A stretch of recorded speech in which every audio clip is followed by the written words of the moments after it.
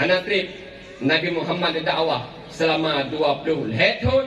Dan ayat yang terakhir, al-yauma akmaltu.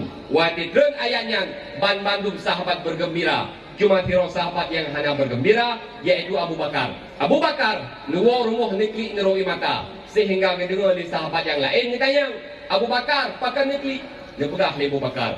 Dan ayat al-yauma, bauronyo agama kagu sempurna menurut lon ke Abu Bakar. Dan ayat al-yauma adalah wafud Rasulullah sallallahu alaihi wasallam. Alal khilaf na yang pegah 20 euro untuk ayat, na yang pegah lebih, na yang pegah kurang wafud Rasulullah sallallahu alaihi wasallam. Pajan wafud Rasulullah juga bab 12 Rabiul Awal. 12 Rabiul Awal lahir Nabi itu dalam dunia, 12 Rabiul Awal wafud Rasulullah sallallahu alaihi wasallam.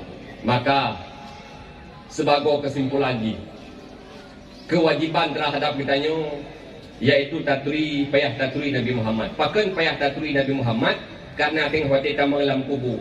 Salah satu daripada pertanyaan malaikat, waman nabi ka, so nabi kata, menyo Nabi Muhammad hana taturi, pasti kita tidak bisa memberi jawaban. Muhammadun Nabi, Muhammad itu Nabi.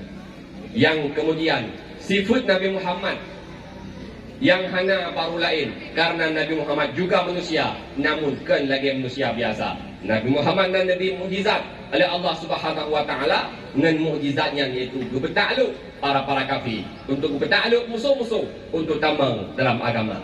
Inti daripada Maulid yaitu teladani akhlak Rasulullah sallallahu alaihi wasallam, dan yang terakhir pesan kepada seluruh para siswa dan siswi, ma wasala man wasala illa bihormah. Hana sukseslah urun yang telah sukses kecuali dengan cara menghormati para guru-guru mereka. Ma sakata man sakata illa bitarkil hormah.